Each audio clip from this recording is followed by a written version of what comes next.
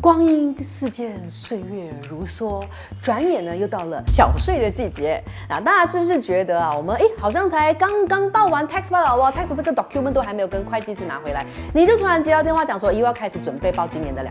好了，平静一下，缴税的心情呢一般上都不会太好啊。但是呢，身为负责任的公民呢，如果你要国家好呢，就一定要缴税。是的，我们就是在道德绑架你。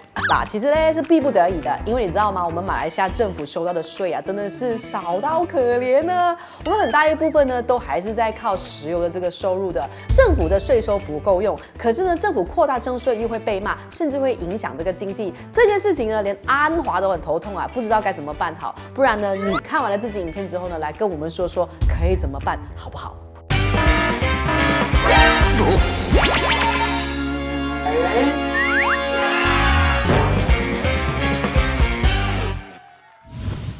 在影片正式开始之前呢，让我们自我介绍一下，我们是荧光笔工作室 Highlight， 是全马最热血的知识型频道。我们以科普的方式聊关于马来西亚的社会、民生、时事议题等等。我们除了有街访之外呢，也有访谈哦。那有这么多的内容，有兴趣的朋友，你们已经订阅我们了吗？还没的话，现在就按赞、订阅、加分享吧。我们每个礼拜3跟礼拜6呢，都会准时上影片，让我们一起好好认识马来西亚。OK， 回到正片。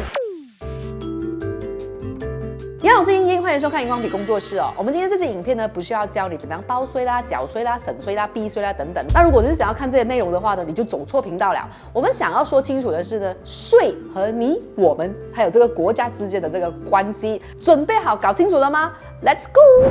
好，要了解税收问题呢，我们先得了解呢是谁在征收。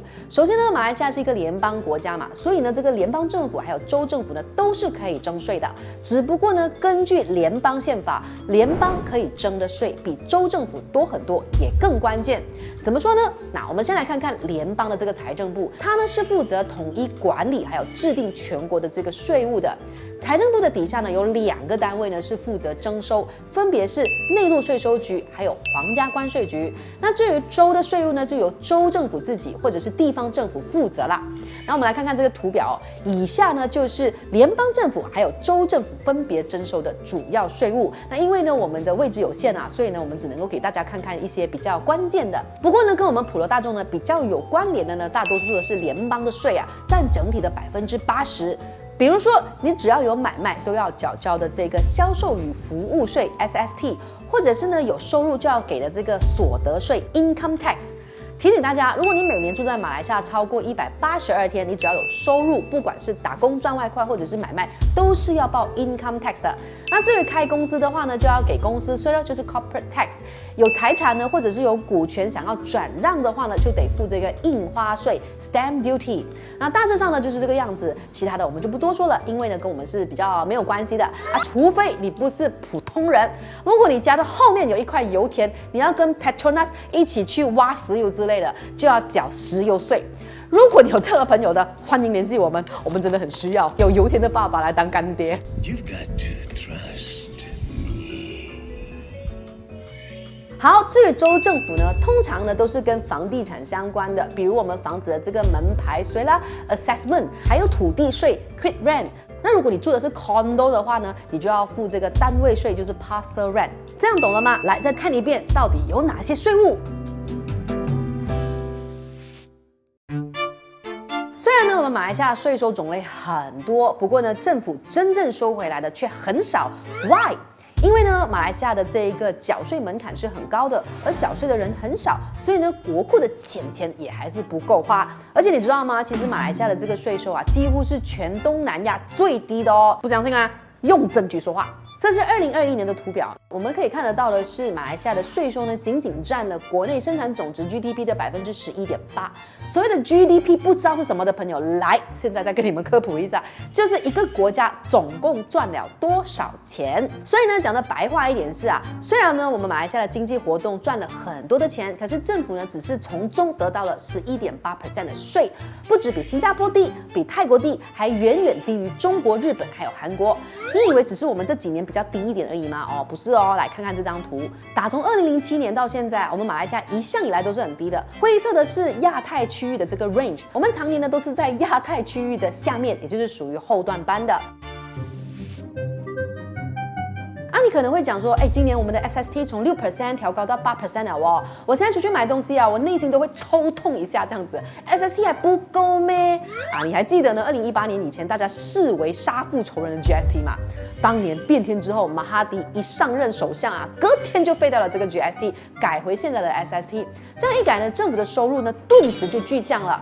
财政部说啊，截至2022年呢，政府平均的 SST 收入只有250亿，但是如果我们是用 GST 的话呢，收入将会高达500亿。政府收入呢是直接 double up 的。不过到底是 GST 对经济比较好，还是 SST 比较好呢？到目前为止呢，还是有很多的争论的这就是另外一个需要探讨的问题啦，不在我们今天这支影片里面讨论。那你会想看吗？想看的话，老规矩，敲碗。我知道呢，现在有很多的观众很不爽啦你们心里面一定在想说，我可是有给 income tax 的嘞。那我们马来西亚呢，打工或者是做小生意的人这么多，政府光是收 income tax 就够了吗？sorry， 现实是残酷的我们政府收回来的 income tax 根本不多。那我们再来看这张图表。看到了吗？2021年马来西亚的这个 income tax 呢，只是占了政府总税收的15%。为什么会这样嘞？虽然政府规定呢，一般受薪人士在扣除公积金之后呢，年收入超过37333令吉，也就是每个月的收入达到3111令吉左右，就需要报税。可是呢，真正缴 income tax 的人呢，并不多。为什么？因为呢，缴税的门槛非常的高。比如说，哪怕你的年收入是超过38000，可是政府呢，每年呢，为了体恤民情都会给予各种各样的这个税务减免，从健康啦、保险啦、买 handphone 啦、买轿车啦等等等等都可以扣税。这里扣一点，那里扣一点，那需要缴的税也就不多了咯。那当然呢，还有一个更残酷的原因就是呢，普遍来说马来西亚人的薪水呢都不高。这张图呢是2023年马来西亚各州的这个月薪中位数，真正达到缴交 income tax 的门槛，也就是3111令吉以上的，就只有吉隆坡。各位，不是整个巴生谷或者是 Greater KL 是比槟城还要小的 Wilayah Kuala Lumpur 而已，连它旁边的这个 Selangor， 甚至是 Putrajaya 呢也没有达标。那或许就有人讲看月数中位数不够精准的啦，太 general 了。OK， 那我们再看仔细一点。根据内陆税收局的说法是马来西亚只有18%的人缴交 income tax，很少，对不对？其实呢，更少。有国会议员呢认真分析了马来西亚的 income tax 的数据，他就发现呢，2018年呢缴税的人数只有230万人，其中呢有42万人呢是做小生意的，190万呢是打工的人士，这些人呢只是占据了马来西亚总人口的7%，也就是说，你走出去呢，10个人里面呢只有0.7个人有给 income tax， 连一个完整的人都不到好，你可能会讲说，你们不能够把 baby 老人也算进来的吗 ？baby 老人怎样工作好，我们只看劳动力。我们呢总劳动力呢有2350万人，也是占了马来西亚的9.8%的人而已。也就是说呢，10个人里面呢只有0.98的人缴税，还是一个人都不到。那如果你觉得呢，2018年的数据太久远了，我们来看看2023年内陆税收局的10年回顾。哪怕是2020年是个人 income tax 的高峰，总共收了390亿令吉，可是呢，却依然只占了2020年政府总收入2250亿令吉里面的17%。那至于2023年的纳税人呢，也是有微升到12.5%，代表着每10个人里面呢，有1.2个人有缴税的意思至少呢有完整的一个人在缴税当然呢，还有一些其他的因素导致我们缴交了这个税收变少。比如说，这位议员也有提出，因为呢，穆斯林是可以透过缴交天课，也就是 zakat 来获得 tax rebate 的。每年呢，大约有87万人申请，总回扣呢，大约是20亿令吉左右。不过这个部分又是另外一个课题了我们没有办法3言2语就讲完，有机会再讲。那可能有一些眼尖的朋友呢，就会把这个焦点放在公司税 （corporate tax）， 对不对？我们再来看一下这张图政府总税收当中呢，公司税的占比是高达50%的。大家可能就会讲说咯，哎呀 ，tax 在老板呢，提高 corporate tax 就可以了吗？老板这样有钱是不是？可是大家可以看看其他国家的 corporate tax 的比例亚太区平均是18%，我们马来西亚是50%，哎，已经是非常非常高了。而且根据报道啊，因为呢国家之间的这个竞争非常的激烈啊，各国都在竞争，所以呢他们都在想办法降低公司税，因为唯有这样子呢才可以留住国内的公司和产业，吸引国外的投资，不然呢可能会造成我们的内资出走，同时呢又没有办法吸引这个外资进来，结果呢反而得不偿失。现在明白这个大局了没有？那一般而言呢，各国的 income tax 呢，通常是占国家的总收入的30%，但是呢，我们就只有15%，所以呢，跟外国相比呢，我们马来西亚的 income tax 的收入实在是太低了，反而是 corporate tax 呢太高。那这个发现呢，是不是跟我们本来的想象有点不一样嘞？好，最后我们难免要来谈谈石油税。讲得直接一点呢，马来西亚的税收不够呢是个事实。2024年呢，政府的石油收入占了20%，也就是1/5。虽然呢已经比之前好很多了，但是还是很危险。根据数据，我们政府所征收的这个石油税啊，大约是130亿令吉。另外呢，还有这个版税43亿令吉，以及国有 Petronas 的这个股息 dividend 180亿令吉。这个几百亿的这个石油收入，让政府有一点点的空间，不用增加其他的税收。但是其实这样是不健康的，因为一个国家是不可能长期依赖天然资源的嘛，因为它有可能会有采完的一天啊。尤其是我们马来西亚人呢，已经习惯要享受很多的这个福利政策还有津贴。如果我们不谈经济，不谈生产力，只谈福利政策，最后啊，苦了是缴交 income tax 的那7%的马来西亚人，甚至还会坐食山崩啊，朋友。好啦，讲了这么长，主要就是跟你讲，不缴税是会被罚钱的啊，不是啊，是啦，也是会被罚钱啊。但是其实缴税呢，真的是对我们的国家有非常非常重要的意义。如果你被发现没有报税的话呢，可是会被罚200到2万令吉的，还有监禁6个月以下，或者是2者兼施。还有就是比没有报税更惨的就是逃税。如果你逃税，政府是可以罚你1000到2万令吉，或3年以下的这个监禁，或2者兼施。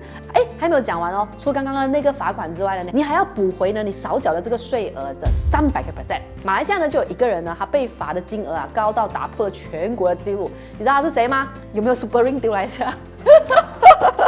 就是我们的 Jib 哥啦。因为呢，当年啊 Najib 接受了巨额的这个 donation， 所以内陆税收局呢要向他追讨额外的所得税还有罚款。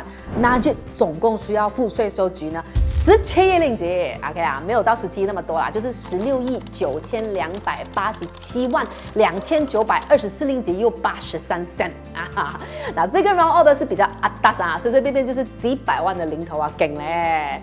好，看完Najib，我们来看看平民老百姓哦。根据资料啊，截至2023年，马来西亚总共有18万人因为没有缴税，所以呢被禁止出境的。这群人呢所欠下的税金呢，total是80亿令吉。不过呢，我们也蛮好奇的，这80亿令吉有包括Najib的那17亿嘛？最后呢，希望大家理解啊，缴税是公民的责任，不然呢，政府要发展要开销，钱从哪里来呢？那我们光看呢，2024年的这个财政预算案就知道呢，我们的行政支出是3038亿，占了77%，发展支出呢才900亿，占了23%而已。我们一条 MRT3呢就已经花掉了我们500亿了啊！所以大家思考一下，政府的发展支出还要花在这个防洪设施啦、解决水灾啦、盖学校啦、盖医院啦、增加医疗设施啦、提升供水系统啊，等等。像我们之前就有提到呢，马来西亚为什么会淹水的这支影片啊，还有为什么有这么多烂的路等等啊，其中有一个非常关键的因素就是我们不够钱。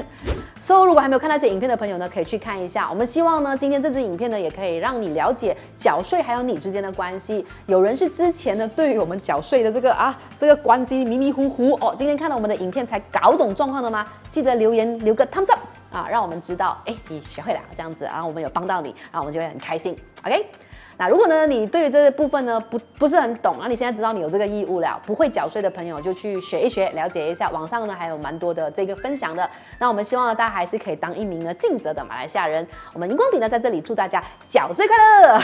这句话听起来有点挑衅啊，喂。好，就拆主快乐啦！我们希望马来西亚越来越好嘛，对不对？